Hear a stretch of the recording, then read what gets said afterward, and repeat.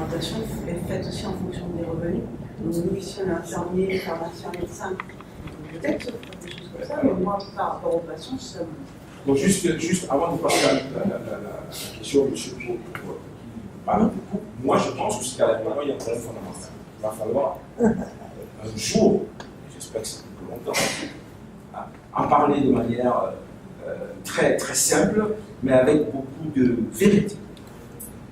Aujourd'hui, vous savez, les gens qui vous disent, d'ailleurs c'est la majorité, on ne mange pas des fruits et légumes parce que ça coûte cher.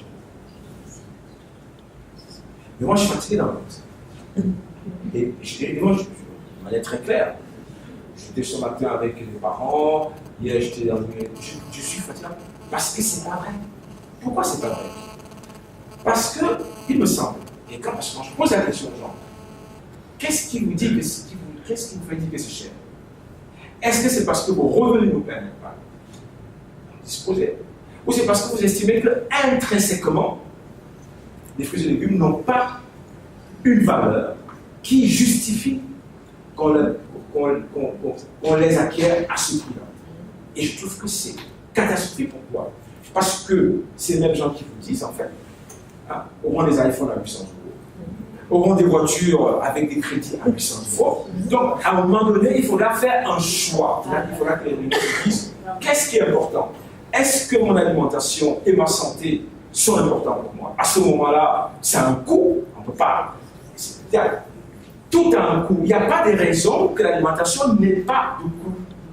Si on veut bien s'alimenter et si on estime que sa santé est importante, eh bien, on doit s'en donner les moyens. Et je ne pense pas que dire que je n'ai pas 5 € pour acheter une barquette de fraises, mais que je paye ma voiture 900 € par mois, excusez-moi, je pense qu'il y a un problème. Et moi, je pense qu'aujourd'hui, c'est un débat que je suis prêt à enclencher, parce qu'il faudra qu'on m'explique pourquoi on n'a pas 2 € pour acheter un chouchou, mais on a 800 € pour acheter un téléphone.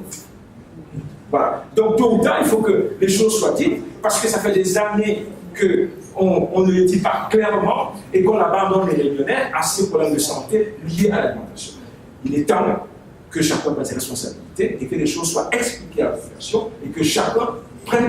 Parce que ce qu'on veut aujourd'hui, c'est que le coût des aliments diminue de manière, on va dire, indéfinie. Et pourquoi ça va? Je vais vous dire, c'est très simple. Dernière, pas qu'à La Réunion, mais ça c'est en France. La part d'alimentation dans le budget n'arrête pas de diminuer. C'est quand même incroyable. On est dans un pays, un département où la consommation des fruits et légumes est la plus faible de France. Mais c'est aussi un département où on a un taux d'obésité et des diabètes très élevé. Il y a quand même de quoi faire un rapprochement qui peut être effectivement vu comme étant assez limite, mais qui peut aussi, on va dire, se justifier. Et donc moi je pense qu'en tant que professionnel de la santé, c'est intéressant de mettre les gens devant la responsabilité.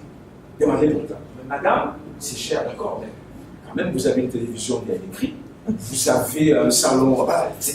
Les gens l'avaient mis devant leur propre contradiction.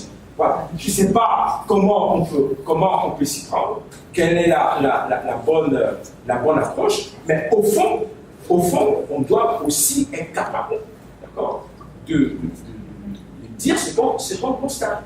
Parce que je pense que si on ne fait pas ça, on va arriver à un stade où, d'ailleurs c'est déjà le cas, les gens vont se priver sur le plan alimentaire pour satisfaire d'autres besoins.